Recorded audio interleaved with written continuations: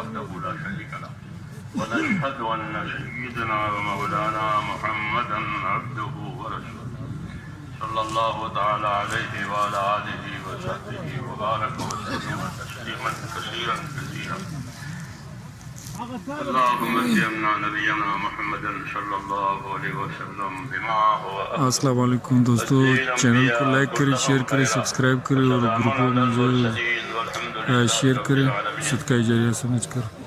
اعوذ باللہ من الشیطان الرجیم بسم اللہ الرحمن الرحیم ان الذين قالوا ربنا الله ثم استقاموا تتنزل عليهم الملائكة ألا تخافوا ولا تحزنوا وابشروا بالجنة التي كنتم توعدون نحن أولياؤكم في الحياة الدنيا وفي الآخرة ولكم فيها ما تشتهي أنفسكم ولكم فيها ما تدعون نزلا من غفور رحيم ومن أحسن قولا ممن دعا إلى الله وعمل صالحا وقال إنني من المسلمين صدق الله العظيم۔ میرے بزرگوں اور پیارے بھائیوں، دین کی باتیں دین کے کاموں کے لیے ہوتی ہے، فائدے کی باتیں، تجارت کی باتیں تجارت کے کاموں کے لیے، ایسے ہی دین کی باتیں کہ دین کی باتیں ہوگی دین کے کاموں کے لیے۔ اس لیے بات بھی ذات مقصود نہیں ہوتی، بلکہ مقصود اس سے کچھ اور ہوتا ہے کہ بات کے ذریعے سے توجہ دلانی ہوتی ہے، رہبری کرنی ہوتی ہے، ذمہ داری کی فکر یا طریقہ کار بتانا مقصود ہوتا ہے۔ یہ ہوتے ہیں بات کرنے کا مقصد، اس لیے ہماری بھی بات کرنے کا یہی مقصد ہے۔ تبلیغ اس کو آنا تو ہے پہنچانا، عربی زبان کا لفظ ہے تبلیغ، کہ پہنچاؤ، پہنچا دینا۔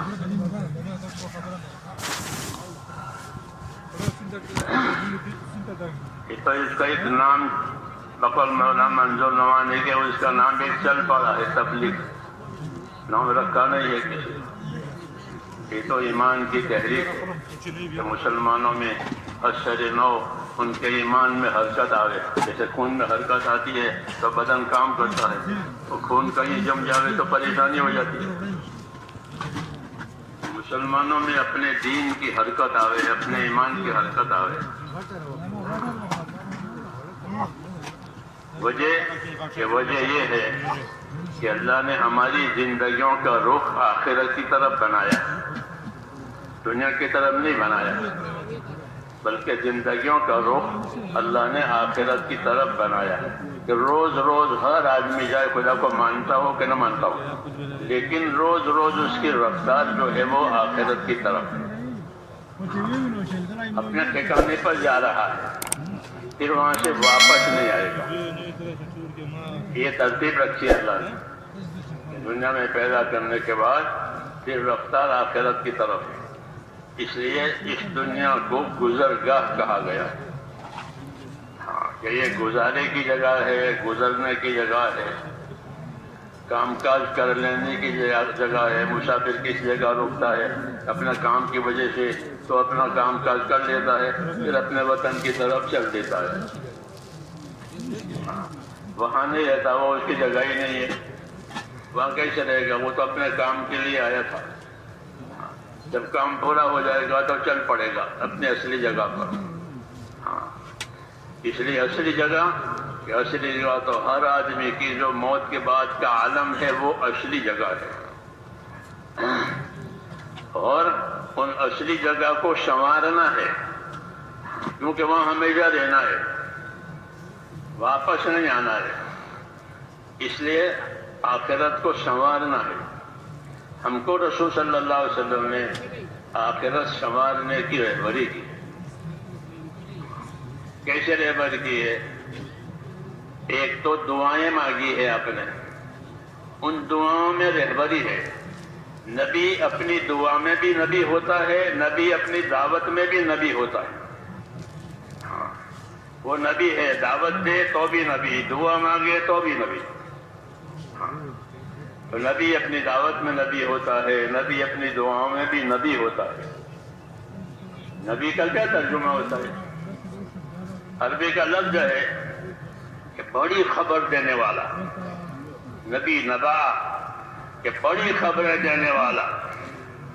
تو انبیاء کرام اللہ کی طرف سے بڑی بڑی خبریں دیتے ہیں، ہاں، غیب کی خبریں دیتے ہیں جو ابھی ہوئی نہیں ہے، ہونے والی ہے یا ہو چکی ہے پہلے، تو اس کو عبرت کے لیے سناتے ہیں، اور جو ہونے والی ہے اس کے لیے وہ رغبت کے لیے سناتے ہیں۔ اس لیے ان کو نبی کہتے ہیں، خبر دینے والا اور بڑی خبریں دینے والا اور سچی خبریں دینے والا۔ ہاں، ان کی خبر میں کوئی ملاوٹ نہیں ہوتی، کوئی تشامہ نہیں ہوتا، کوئی کمزوری نہیں ہوتی، صاف سچی بات ہوتی ہے، دودھ کا دودھ، ہاں ایک دم۔ تو نبی خبر دینے والا۔ تو میں نے کہا حضور صلی اللہ علیہ وسلم نے ہم کو خبر دی ہے، اس خبر میں یہ ہے کہ آخرت سنبھالو، آخرت کو سنبھالو، آخرت کو سنوارو۔ جی ہاں، ایک تو دعا مانگی ہے، دعا یہ مانگی ہے، اس دعا میں بھی ہم کو تعلیم ہے کہ یہ چیز مانگنے کی بھی ہے اور یہ چیز جو ہے کرنے کی بھی ہے۔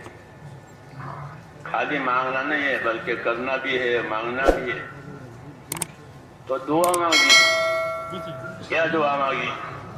یہ دعا مانگی، اللہم اصلح لی دینی الذی هو عصمت امری۔ یہ دعا مانگی، یہ دعائیں یاد ہونی چاہیے۔ داعی اس کو کہتے ہیں جو دعوت بھی دے، دعا بھی مانگے۔ ہاں، دعوت بھی دے اور اللہ سے دعا بھی مانگے۔ تو دعا مانگنے والا بھی داعی کہلاتا ہے، دعوت دینے والا بھی داعی کہلاتا ہے۔ اور نبیوں میں یہ دونوں صفتیں ہوتی ہیں کہ وہ اپنے جس مقصد کے لیے ان کو بھیجا ہے وہ اس کی دعوت دیتے ہیں، اور اپنے مقاصد کے لیے یا رکاوٹوں کے لیے وہ دعا بھی مانگتے ہیں۔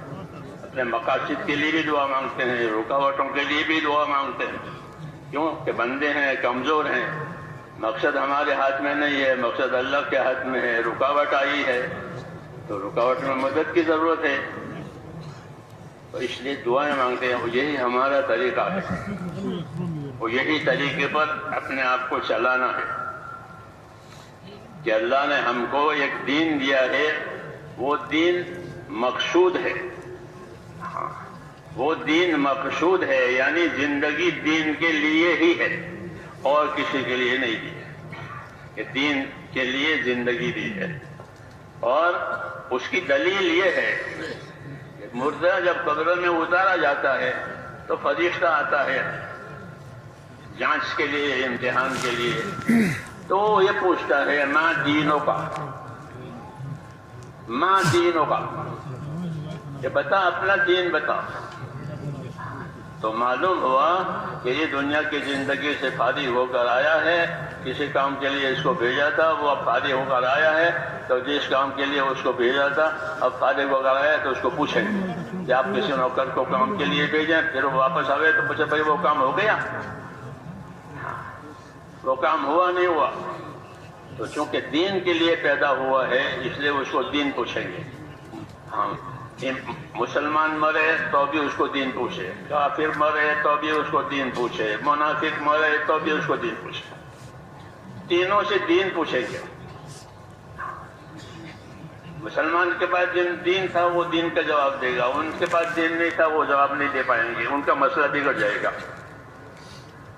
یہ ہے ترتیب۔ تو میں نے کہا دنیا کی زندگی اللہ تعالیٰ نے ہم کو دین بنانے کے لیے دی کہ یہاں اپنا دین بناؤ۔ اس لیے حضور صلی اللہ علیہ وسلم دعا مانگتے تھے، اللہم اصلح لی دینی الذی هو عصمت امری۔ یا اللہ میرا دین بنا دے، یا اللہ میرا دین سنوار دے کہ وہ تو میرے کام کی اصل بنیاد ہے، وہ تو میرے معاملوں کی اصل بنیاد ہے، وہ میرا دین ہے دنیا میں۔ تو کہا ہاں، یہ دعا رہبری کے لیے بھی ہے اور حاجت روائی کے لیے بھی ہے۔ دعاؤں میں عام طور پر حاجت کا دھیان ہوتا ہے، وہ ٹھیک ہے کہ دعا حاجت کے لیے ہوتی ہے، اس سے کوئی انکار نہیں ہے، لیکن جس طرح حاجت کے لیے ہوتی ہے دعائیں، نبیوں کی دعائیں حاجت کے لیے بھی ہوتی ہے، رہبری کے لیے بھی ہوتی ہے، کہ یہ چیز اتنی اہم ہے اس لیے اس کو مانگا جا رہا ہے، اس میں مدد طلب کی جا رہی ہے، اس میں آسانی مانگی جا رہی ہے، وغیرہ وغیرہ. تو دعا مانگ رہے ہیں کہ اللہم اصلح لی دینی الذی هو عصمت امری، یا اللہ میرا دین سنوار دے، میرا دین سنوار دے، کہ وہ تو میرے معاملے کی اصل بنیاد ہے، کہ میرا وجود ہی یہاں دین کے لیے ہے. جب پیدا ہوا تھا اذان کہی تھی، اور جب مرنے لگا تو کلمہ یاد دلایا تھا کہ اپنے مرنے والے کو کلمہ یاد دلاؤ حدیثوں میں. تو جب پیدا ہوا تو اذان دی تھی، پر مرنے لگا تو کلمہ، تو دونوں دائیں بائیں دونوں ایک ہی چیز ہے. یہ علامت ہے کہ اس کو اسے خاص کام کے لیے یعنی دین کے لیے پیدا کیا تھا. تو وجود ہمارا میرے دوستوں اس دنیا میں یہ دین کے لیے ہے. اللہم اصلح لی دینی، یا اللہ میرا دین سنوار دے، کہ وہ تو میرے کام کی اصل بنیاد ہے، کہ میرا وجود اور میری صلاحیتیں اسی کے لیے ہے، کہ میرا وجود بھی دین کے لیے اور میری صلاحیتیں بھی دین کے لیے، جانی مالی ذہنی فکری جتنی صلاحیتیں ہیں وہ تمام صلاحیتوں کو دین پر لگانے کا حکم ہے. ہاں، کہ کسی صلاحیت سے بے دینی کا ظہور نہ ہو، بلکہ تمام صلاحیتیں دین پر لگے. ہاں، ادخلوا فی السلم کافہ، اپنے دین میں پورے داخل ہو جاؤ، ایک ٹانگ باہر ایک ٹانگ اندر، ایک پورے. ادخلوا فی السلم کافہ، اپنے دین میں پورے آ جاؤ. تو اس لیے حضور دعا مانگ رہے ہیں کہ اللہ میرا دین سنوار دے، کہ وہ تو میری اصل بنیاد ہے. دین کے سنوارنے کا کیا مطلب ہے؟ دین کے سنوارنے کا ایک مطلب یہ ہے کہ دین کے بارے میں جو یقین ہونا چاہیے وہ یقین اندر پیدا ہو جاتا ہے، کہ بغیر دین کے کوئی بھی کامیاب نہیں ہوگا. ہاں، یہ پکی بات ہے، یہ پکی بات ہے کہ بغیر دین کے کوئی طبقہ انسانوں کا کامیاب نہیں ہوگا، نہ تاجروں کا، نہ مزدوروں کا، نہ حاکموں کا، کوئی بھی. یہ اپنی جگہ رہے طبقے، لیکن ان سب کی کامیابی کا مدار اللہ نے ان کے دین پر رکھا. اس لیے کہا کہ ہمارا دین سنوار دے، کہ وہ تو ہماری اصل بنیاد ہے. اصل بنیاد ہے نجات کے لیے بھی، اور اصل بنیاد ہے رہبری کے لیے بھی. کہ دین ہوگا تو آخرت میں نجات ہوگی، دین ہوگا تو یہاں صحیح رہبری ہوگی. حق کیا ہے، باطل کیا ہے، حلال کیا ہے، حرام کیا ہے، ظلم کیا ہے، انصاف کیا ہے، یہ دین بتائے گا. یہ دین بتائے گا کہ انصاف کیا ہے، ظلم کیا ہے، حق کیا ہے، باطل کیا ہے، سچ کیا ہے، جھوٹ کیا ہے. جس طرح روشنی میں ہر چیز کھل جاتی ہے، کہ کانٹا پڑا ہے، چابی پڑی ہے زمین پر، ہاں روشنی ہو گئی، تو کانٹے سے بچے گا اور چابی اٹھا لے گا، کام کی چیز ہے. تو ایک روشنی ہے، ایک رہبری ہے. اس لیے اس کا سنوارنا ضروری ہے کہ اپنا دین ہمارا سمجھ جائے. اور دین سنوارنے کا مطلب کہ اندر دلوں میں اللہ تعالیٰ سے صحیح تعلق ہو جائے. ہاں، یہ ضروری ہے کہ ہمارا تعلق اللہ تعالیٰ سے صحیح ہو جائے. اللہ سے کیا تعلق کریں گے؟ اس کا تو کوئی رشتہ دار نہیں ہے، اس کے برابر کوئی نہیں ہے. کہ اللہ سے تعلق عبادت اور بندگی کا ہے. ہاں، یہی تعلق اللہ نے ہمارے درمیان میں پھیلایا. تم سب میرے بندے ہو، جنات اور انسان اور ملائکہ یہ سب اللہ کے بندے ہیں. تو بندگی والا تعلق اللہ تعالیٰ نے دیا ہے، اور دین اسی کی رہبری کرے گا کہ اللہ کی بندگی اور اللہ کی عبادت کیسے صحیح ہو جائے، کیسے بندہ بن کر زندگی گزرے. اس کی رہبری دین کرے گا کہ بندہ بن کر زندگی گزارو.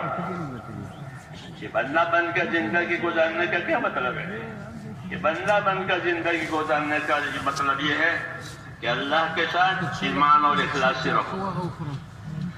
اللہ سے کیسے رہو گے؟ کہ اللہ کے ساتھ ایمان سے اور اخلاص سے رہے کہ اللہ پر ہمارا ایمان ہے کہ اللہ ہی وہ ذات ہے جو عبادت کے لائق ہے، اس سے سوا کوئی عبادت کے لائق نہیں. اللہ ہی وہ ذات ہے کہ جو ہر ضرورت کو پوری کرنے والا، ہر نفع نقصان کا وہ مالک ہے. ہاں، ہر حال میں وہ اپنی قدرت سے سب کچھ کرنے والا ہے، اس کی قدرت سے سب کچھ ہوگا. تو اللہ کے ساتھ معاملہ عبدیت کا، احتیاج اور محتاجی کا، ہاں اللہ کے ساتھ کہ ہم اللہ کی طرف محتاج ہیں اور ہم اللہ کے بندے ہیں، یہ تعلق پیدا کرنا ہے.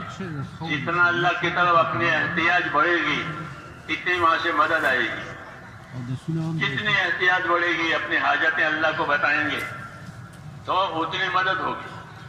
یہاں اللہ کو یہ پسند ہے کہ بندے اس کے سامنے اپنی حاجتیں پیش کریں، اس سے مانگیں، اس سے امیدوار رہیں، اس کے ساتھ اچھا گمان کریں، اس سے نا امید نہ ہوئیں. یہ سب ہدایتیں اللہ تبارک و تعالیٰ سے ہم کو دی گئی تاکہ ہمارا تعلق اللہ تعالیٰ سے صحیح ہو جائے. اور اللہ نے ایک بڑی بات ہم کو یہ سنائی کہ میں بندے کے ساتھ وہ معاملہ کروں گا جیسا وہ میرے ساتھ گمان کرے گا. تو کتنا آسان ہو گیا. ہاں، اللہ کی تو شانیں ہیں، ان شانوں پر کون عبور کرے گا؟ تو کہا میرے ساتھ جیسا گمان کرے گا ویسا معاملہ کروں گا. ہاں، انا عند ظن عبدی بی، حدیث شریف ہے، میں بندے کے ساتھ گمان کے مطابق معاملہ. ایسا گمان یہ ہے کہ اللہ میری مدد کرے گا، اللہ میری دعا قبول کرے گا، اللہ میری مشکل آسان کرے گا تو وہ ہوگی. اور یہ کہ اللہ ہم تو بندے ہیں، گنہگار ہیں، ہماری کون سنے گا؟ کہ نہ، اسی بات نہیں، غلط بات ہے. ابشروا واملوا ما یسرکم، ہدایت دی ہے، بشارت لو، خوش رہو اور اللہ سے امیدوار رہو. ایسے امیدوار رہو کہ اللہ تمہیں خوش کر دے گا. اللہ سے امیدوار رہو، اللہ تمہیں خوش کر دے گا. ابشروا واملوا ما یسرکم، جو تمہاری خوشی ہے وہ تمہارے پاس آئے گی، تمہیں خوشی حاصل ہو جائے گی. اللہ سے امیدوار رہو. کوئی دوسرا نہیں ہے جو امیدیں پوری کرے. ہاں، اللہ کی وہ ذات ہے جو امیدیں پیدا بھی کرتی ہے دلوں میں اور امیدیں پوری بھی کرتی ہے. یہ تعلیم دی ہے کہ اپنا اللہ کے ساتھ تعلق صحیح کرو، یقین کا، خوف کا، اچھے گمان کا اور اطاعت کا. یہ اس کے عوامل ہیں. اللہ سے صحیح تعلق ہے کہ اللہ تعالیٰ کا خوف بھی ہو. اللہ تعالیٰ کا خوف ہو کہ اللہ تعالیٰ کا خوف کہ اس میں بڑی خیر ہے. جو اللہ سے ڈرے گا وہ اللہ کی طرف چلے گا. یہ ہے اللہ کے خوف کی تاثیر الگ ہے.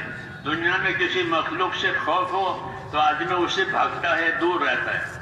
کہ شیر کا خوف ہے کہ سانپ کا خوف ہے تو اس سے دور ہو جائے گا، آدمی اپنے آپ کو بچائے گا. اور اللہ کا خوف کہ اللہ کے خوف میں یہ تاثیر ہے کہ جس کو اللہ کا خوف ہوگا وہ اللہ کی طرف جائے گا. کیوں کہ خوف کی چیزوں سے بچانے والا بھی وہی ہے اور نفع کی چیزیں دینے والا بھی وہی ہے، اور کوئی ہے نہیں. کہا جاوے. ہاں، حضور صلی اللہ علیہ وسلم کے بارے میں سنتے ہیں کہ ہوا میں تیزی آ جاتی تھی وغیرہ، کوئی حالات ہوتے تو آپ فوراً اللہ کی طرف متوجہ ہو جاتے تھے، نماز میں مشغول ہو جاتے تھے، کیونکہ یہ سچ میں اللہ کی طرف سے آ رہی ہے، کسی اور طرف سے نہیں آ رہی ہے. اس لیے خوف کا پیدا ہونا، خوف کا بڑھنا، یہ تو ایمان کے بڑھنے کی نشانی ہے. جب یہ خوف پیدا ہوگا تو اللہ کی طرف رجوع زیادہ ہوگا. خوف کی وجہ سے من خاف ادلج ومن ادلج بلغ المنزل، حدیث شریف میں کہ جو ڈرا وہ تو جلدی چلا. یہ ایک طبیعت انسانی بتائی ہے کہ کسی سے کا ڈر ہوتا ہے اس کے فوت ہونے کا تو آدمی جلدی جاتا ہے، بس نکل جائے گی، گاڑی نکل جائے گی، دواخانہ من ہو جائے گا وغیرہ وغیرہ ہوتا ہے نا، تو آدمی جلدی جاتا ہے. خوف کی کیفیت اللہ نے پیدا کی ہے اس لیے کہ مقصد کی طرف جلدی کریں. حکمتیں ہیں اللہ تعالیٰ کی، حکمتیں ہیں اللہ تعالیٰ کی کہ بندوں کے لیے خوف کو پیدا کیا کہ خوف ان کو مقصد کی طرف مددگار بنتا ہے کہ ہاں جو لاپرواہ ہوتا ہے بے خوف ہوتا ہے وہ محروم رہتا ہے. تو خوف میں حکمت ہے.